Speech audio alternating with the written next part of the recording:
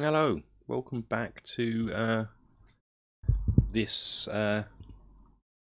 Forest of Doom playthrough on Fighting Fantasy Friday. Sorry, realised the last video I forgot to change the cover from Warlock Firetop Mountain, so done that now.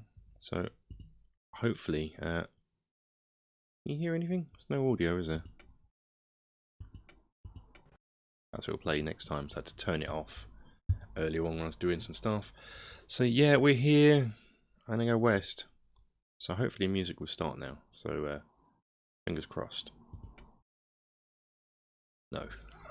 Oh well, we got no music, but told you, recording this the same session as last time, and I was telling you I got terrible, for some reason, terrible technical problems. For some unknown reason. So what I want to do is continue west, I think. The path ends at another junction, and the way south leads back to the forest side to head north. Did I go west last time?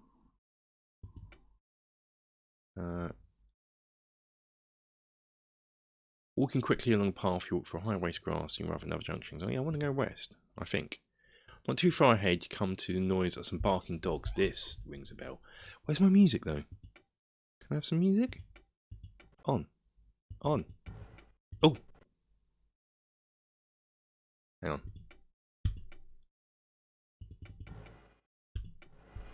Yeah! There we go. Bloody hell. That was slightly, jarring. Have we still got music? Yeah, we've got music. Okay, good. So, from not too far ahead comes the sharp noise of barking dogs drawing nearer. Suddenly a brown fox with eyes wide open in fear dashes past you, running east. The frantic yelping of the dogs gets louder. Yeah? Not having dogs attacking the foxes. I love bloody foxes. Bloody hell. You draw your sword and stand to face the pack of dogs as they come into view into a cloud of dust. Galloping behind him is a masked rider, wearing a long flowing cloak and riding a white stallion. He blows a horn and a pack of dogs comes to a sudden halt in front of you. There are 4 of them, and you see there are hunting dogs. The stallion stands motionless behind them, with steam blowing from its nostrils in two long jets. The masked man looks at you without speaking. We start a conversation with him. Yeah, bloody be like, oi you, why are you hunting? It's against the law now. Stop it. You nod your head at the masked rider and bid him good day. He nods back to you and says nothing. You tell him of your quest to help the dwarves to Stonebridge. Then he jumps down from his mount, throws back his cape and extends his right arm, shaking your hand. You see that each of his fingers is adorned by a large gold ring. Attack him for his gold, or carry on a conversation. Well, I'm not a thief, so... The man smiles and takes off his mask, examining it, explaining that he wore it to protect himself against the dust and not to hide from the face of a robber. You sheathe your sword and relax a little. He tells you that he is a hunter and that the best game in all the northern borderlands can be found in this grassy plain within Darkwood Forest. He says that his hounds were chasing a wild boar and that they lost their scent and picked up that of a fox mistakenly. Okay, we'll let you off. He warns you that some of the dangerous beasts that lurk in this part. And finally says, if you're going to spend the night in Darkwood Forest, you might need some of this. He drops some belladonna into your hand and drops back from the stallion. Then, with a sudden blow of his horn, the dogs run off east. He turns and waves at you before galloping to puke the dogs. You put the belladonna into your backpack and southwest again. Wasn't belladonna poison? I don't know. Turn to 208. You soon arrive at a crossroads. The way south leads back to the forest. You decide to ignore it. Keep going west. Go. Hello. Wow. Ahead you see that the path ends at the door of a large hut made of dried mud. It has a domed roof with a single window. You peer through the window and see a large man with dark skin sitting at the table in the middle of the hut. He's bare-chested and flexing his muscles of his arms. Let's go and have a chat with him, shall we? As you enter the hut, the big man smiles. He looks pleased to see you and starts to speak in a deep voice. Welcome, stranger. My name is Quinn, and I earn my living by my arms. Would you care for a little wager? Perhaps some arm wrestling?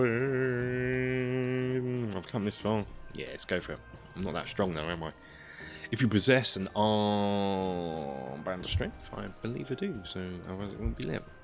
Quinn explains that he will wager the dust of levitation against an item or coins to the value of 10 gold pieces. You sit down at the table opposite him and deftly slip on the armband of strength onto your arm. Is this cheating? This feels like cheating. You put your elbow on the table and look at hands of him. His grip is like an iron jaw and his dark eyes look confident. His biceps bulge and gives you the signal for the contest to begin. You start to push his arm down and are amazed at your own strength. Sweat breaks from his forehead and you can see the disbelief and pain on his face. You push harder and force his arm on the table in defeat. It does feel like cheating. Quinn stands up and walks silent to the chest at the back of the hut. He lifts the lid and pulls out a small glass vial. He hands it to you and walks back to the table where he slumps in his chair looking thoroughly dejected. The dust in the vial sparks in the light and you put it in your backpack. You leave the hut. Outside the hut, you find the junction on the path in 309. You arrive back at the crossroads. Ignoring the way south, back to the forest, you may go north or continue west. Continue west? Continue east. So, east. Wait, is there a map? Because I'm just realising I'm doing this by memory and yeah, there we go. So what's this? Oh, it doesn't tell me. Come on, what is it? What's the legend of this thing? Where am I? Walking along the path, you notice marks in the ground made by hooves riding east. You soon arrive at another junction in the path. The hoof marks lead south, back to the forest, you decide to head north. Cool.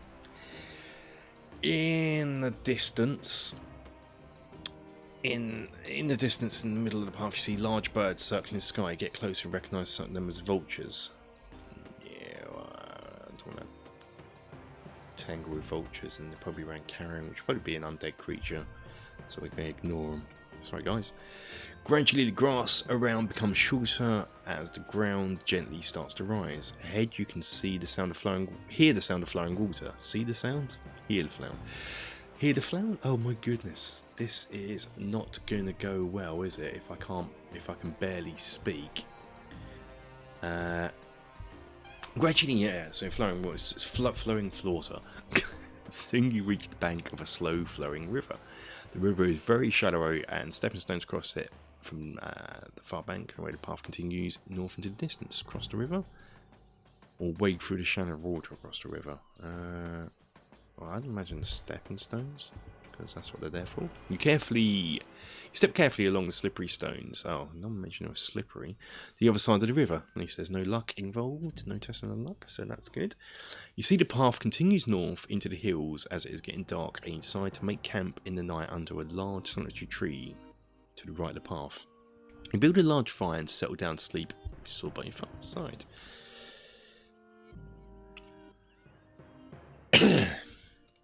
Okay, so what am I doing here? What's the time? Oh, no, it feels like I've been playing this one longer than the last part, and it's only coming up to about 9 minutes. Alright.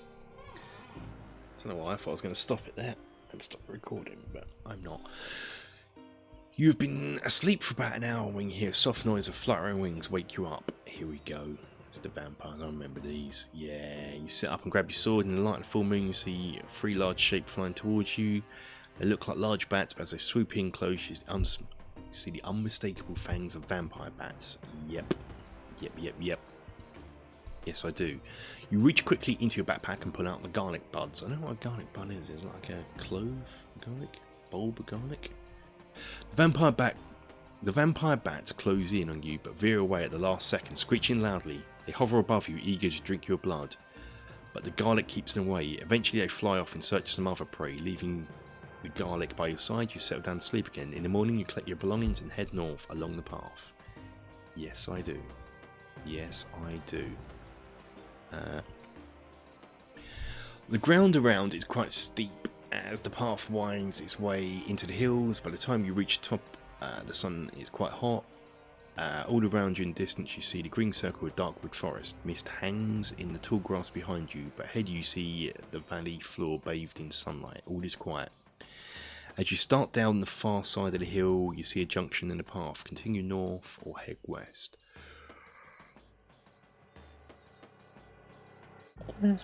Excuse me. And you go north. Hey, picture time. Look at that. The colouring in this is great. I love it.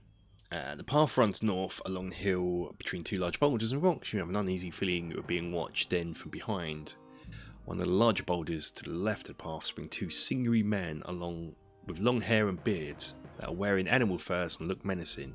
One notches an arrow in his bow and lets fly. Test your luck. Oh god, did I?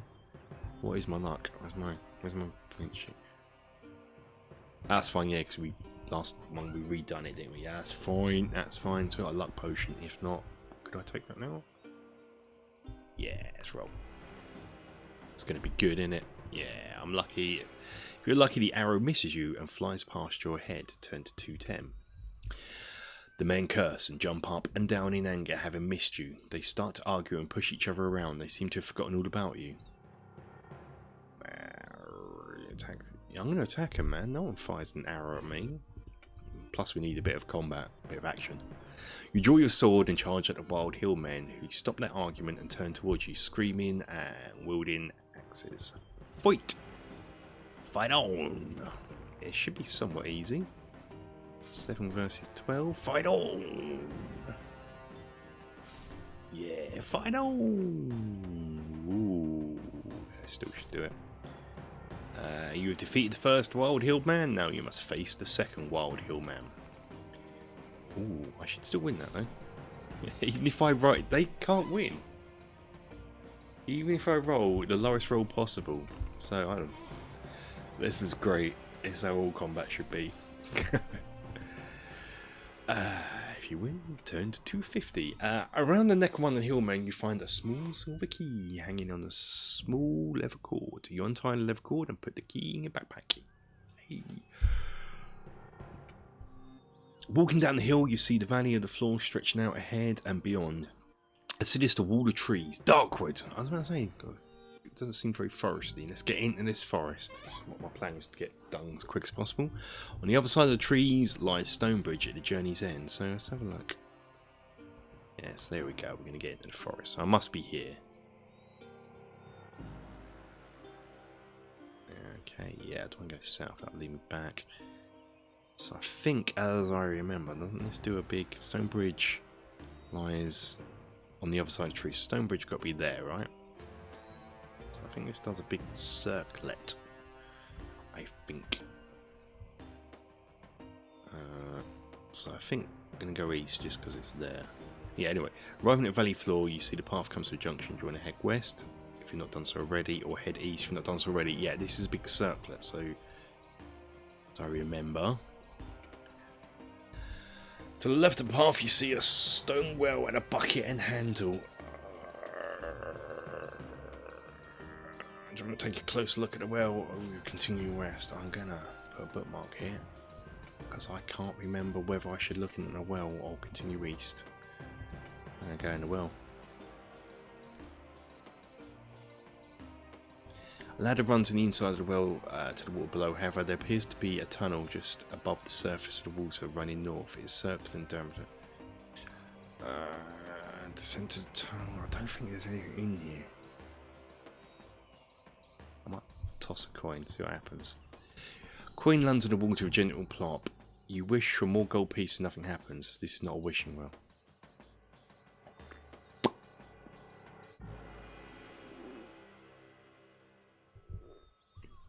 Well, I'm going to go down and get my coin. Climb down the well. Oh, one is missing. Oh, you're lucky. I'm going to drink a potion soon. At the bottom of the ladder, you see the tunnel runs quite a distance north. You're surprised to see it's lit by torches. Really.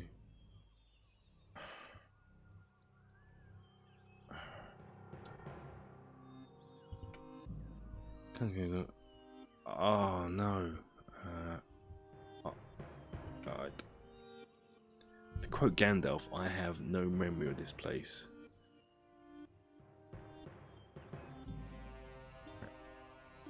Let's have a look. Let's go in there. Pulling back the curtain, you see a tiny green screen with a large head. got a hammer. Pulling back the curtain, you see a tiny green-skinned creature with a large head. He has a long nose and pointed ears and wears tiny canvas clothing. A large medallion hangs from the back of his neck on a silver chain. The creature is sitting on the table examining a red clay figure of a human hand. On seeing you enter the cave, he takes a large hammer and smashes the clay hand. This is a gremlin chief. He jumps to his feet and faces you with his hammer. I don't think I should be down here. Each round, your attack strength is reduced by 3 because of the cramp fight. Now, I'm booking out of here. I don't want to be in the cave. So we're just going to continue east. Stuff that. Not fighting in a cave. You arrive at a cross. I need to get to the forest. The whole point is this forest of doom, isn't it? So we're going to ignore that. You arrive at a crossroads south. Well, okay, so I want to go north, really. I want to get up here. So that's where the cave is, isn't it? Well, I guess. Makes no sense. Or do I want to go east? I think what I want to do, to be honest, is I want to go around the ringlet like this. Sort of around here. And maybe do all this afterwards. Yeah, so we're going to continue east. Leading along quite valley floor, you come across the end of the junction. The way south, back to the hills, you decide it and head north. Do I? So we should then be... Okay. The valley floor is green and pleasant. You wonder why such a tranquil place should be home to so many loathsome creatures. Walking along the path, you see in the distance a portly shape of a balding man dressed in brown robes heading in the direction. As you get closer, you see he is a friar. I'm going to put another one here. 369. Because I think what I want to do here is just... What? Walk past him. So I think this is the cover art, I believe. I think it turns out to be that creature there, doppelganger. So I think we should start a conversation with him. Just the friar is nervous and jittery and shuffles from side to side as you start to speak. You ask him why he's so distracted, and he tells you that his sacred brass bell has been stolen. As payment for the bell, is willing to offer a magic healing potion. You do not. Tell him you are sorry you have not seen his brass bell. The poor friar frowns and asks you if you'd like to give him 1 gold piece for the good cause.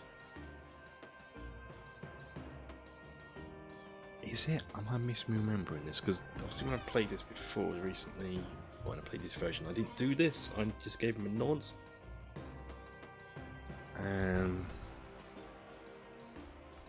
We do. Give me. I'll go on 166. Yeah. Friar smiles, bless you. He bounds off, settles off along the path. You gain 2 luck points. Oh well. Okay. Yeah, my luck's back full.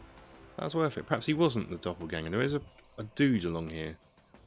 Oh, that means when I played it before. I was really low on luck when I played it before. And I didn't do this, and I struggled past. So I could have just done this. And had some luck. Oh, man. That previous playthrough that I did would have been great. Would have been easier. In the distance, you see a dark brown tree looming ahead of you. The path leads directly into darkwood forest and starts to twist and turn in between tangled roots and bushes. The path eventually west. You continue eventually splits. You continue north. Or you want to go west. I'm here, so I want to get into the forest. I suppose I could have done it here, really. Let's see if I can loop. Let's go west. What? Why am I over there now? Have I gone? You walk west is arduous but uneventful. You pass 2 branches off leading to the south, which you ignore. Oh, my phone is now going off. Why are people contacting me now? Recording. Eventually you arrive at a junction. Again, ignoring the way south and head north. Okay. Amongst the trees to your left path, you see a small stone building covered with ivory and moss. If you wish to examine the building, well, because I didn't go in the cave, I'm going to examine the building. I think. The building measures only 3 meters by 3 meters and has no windows. The door is made of stone and looks very solid. There is no handle and there does not appear to be another way to enter the building.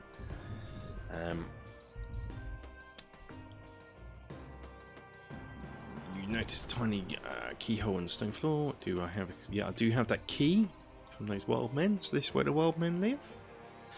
How long we got? We are 20 minutes in, so I'm going to carry on. You take a small silver key out and find your backpack and place it into the keyhole. It fits perfectly and give it a turn. The lock clicks and the stone door swings open. Stone steps lead down from the door into the gloomy depths. You cannot see a thing down the stairs. If you wish to descend, well, I've unlocked it. There doesn't seem to be any reason not to descend now, does there?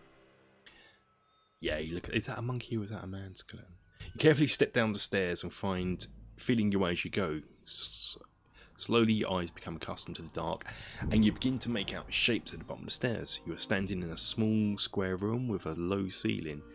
The floor is thick with dust and there are cobwebs everywhere.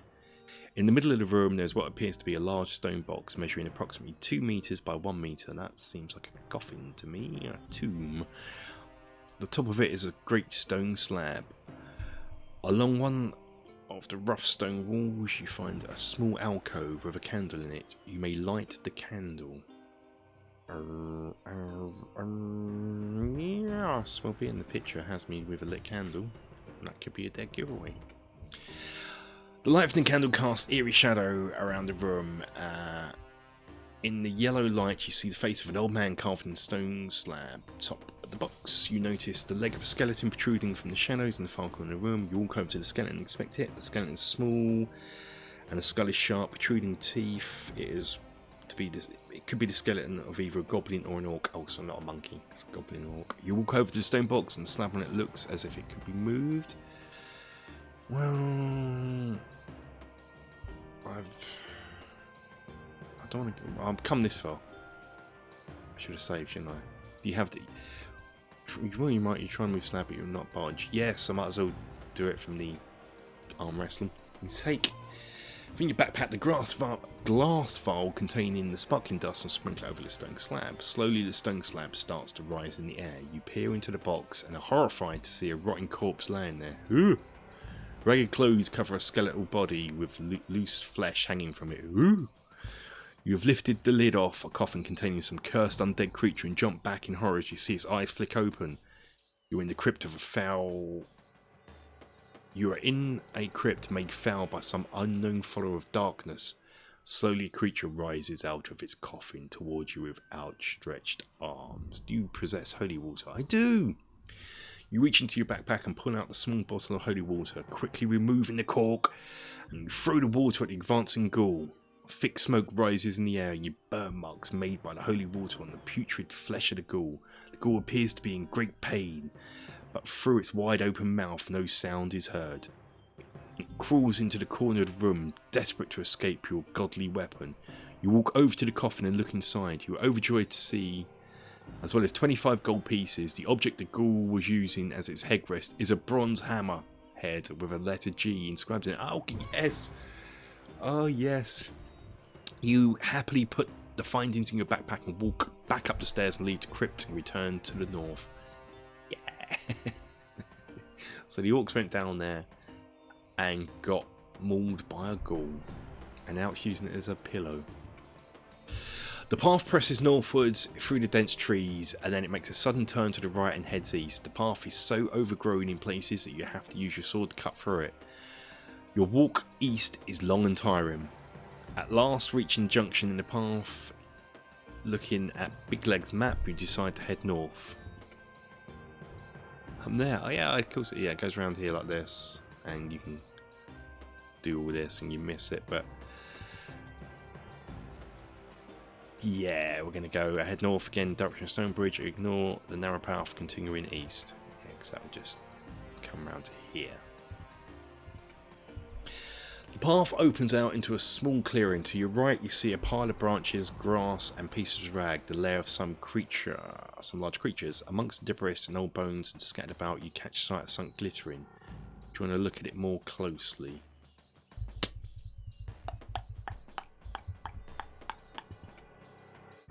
Because I feel we're near the end. How long we got?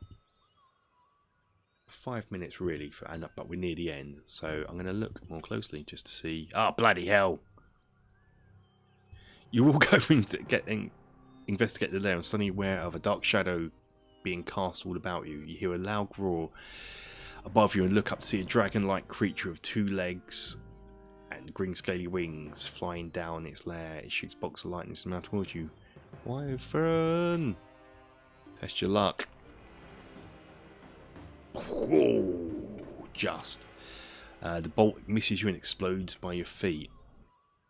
The creature laying in front of you is a wyvern. It looks at you and opens its huge mouth and lets out another burning roar. It is about 10 meters long, and that thick scales look hard to penetrate with your sword. Do you possess a flute? I do not.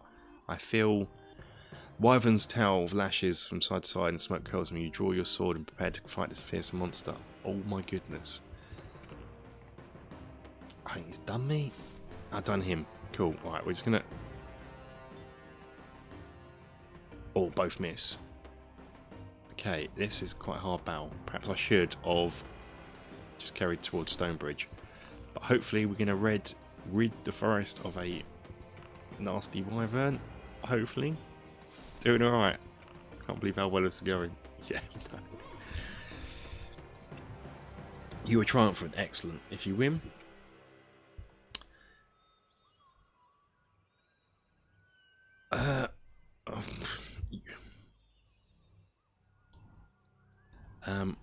you walk around motion. I'm going to do another save here. How many bookmarks can you have?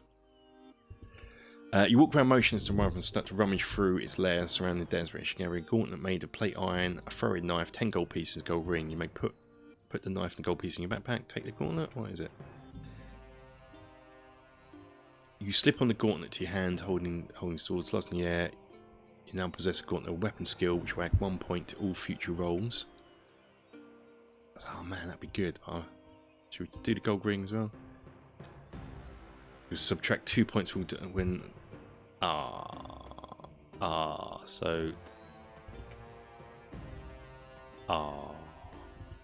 you slip on the ring, your middle finger is suddenly gripped by agonising pain. Eventually the pain subsides and you're able to take off the ring. You're wearing a cursed ring of slowness, which is 2 points. I should have not been greedy. Let's go north. I'm gone. Who are these chaps?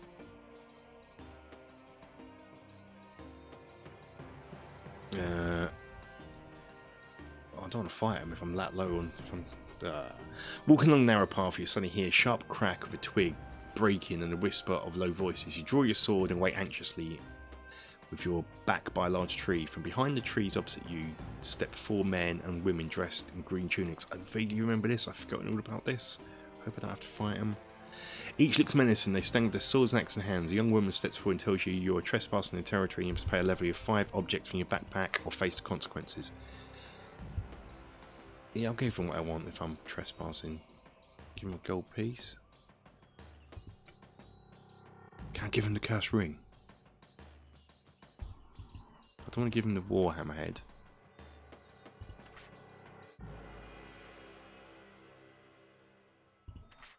They can have a throwing knife.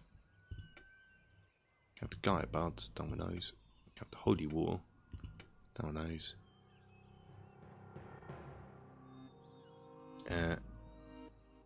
Gold. Okay. The bandit woman takes your items from you and steps back and lets you pass. You head north again soon. Notice the trees begin to thin on either side of the path. Eventually, the path leads out of the trees into a ploughed field without a darkwood forest. Path leads through a field, over a stone bridge and a clear stream. Beyond the bridge are small cottages and wooden huts with a village. A sign up on the bridge reads Stonebridge. Across the bridge to see 2 dwarfs with long white beards standing by a cottage looking at you. Do you have the hammer, head and handle letter G inscribed on them? I do. Yeah, we've done it. Done it. That was quite fun, that. You walk to the old dwarfs and ask them to take you to Gillibrand. They eye you suspiciously but agree to do so, commenting on your wounds and torn clothing. Well, I've had a few little scrapes here, matey. I've had a few scrapes. You Got those in Darkwood Forest, I presume, says one of the dwarves, pointing at various gashes on your body with his long clay pipe. Some people never learn. Adventurers all the same. I can't see the sense in it myself. You walk through the village behind two dwarves and aware of many dwarvish folk watching you. You begin to follow you and a procession builds up behind you. There are lots of mutterings and whisperings among the crowd, and dwarves expectant looks show on their faces. You soon arrive at the foot of stone steps leading up to the stone building. Outside the building on the ornate wooden throne sits an old man with a long beard. He is wearing a crown but looks miserable and holds his head in his hands. You run upstairs taking the hammer head and handle from your backpack, and at the sight of them the old dwarf's eyes light up and jumps to his feet. Taking them eagerly from you, he starts to shout, "My hammer! My hammer! We are saved! Now, my people, we are ready to fight the trolls!" The whole crowd erupts into a cheering, waving axes and swords in the air. You tell Gillibrand of Big Leg's misfortunes and why he decided to continue the quest, and all of the monsters you have encountered along the way. I killed a wyvern, man. Gillibrand listens and frowns at the news of Big Leg, his faithful servant. Then he opens a drawer at the base of the throne and reaches into it, pulling a small silver box and a golden winged helmet, and hands them to you. The helmet is worth hundreds of gold pieces, and you proudly place it on your head. A great roar of approval comes from the crowd, and you open the silver box to find dozens of jewels and gems.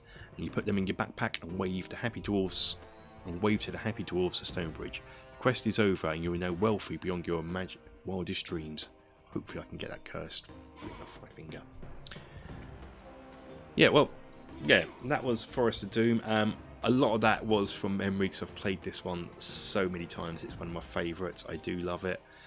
I'll probably do one in the future that I'm not so familiar with, possibly. Don't know what, but we'll look at that when we come to it. But that's it for now, guys. Thank you for watching. Hope you're all safe and well, and until next time, guys, please take care.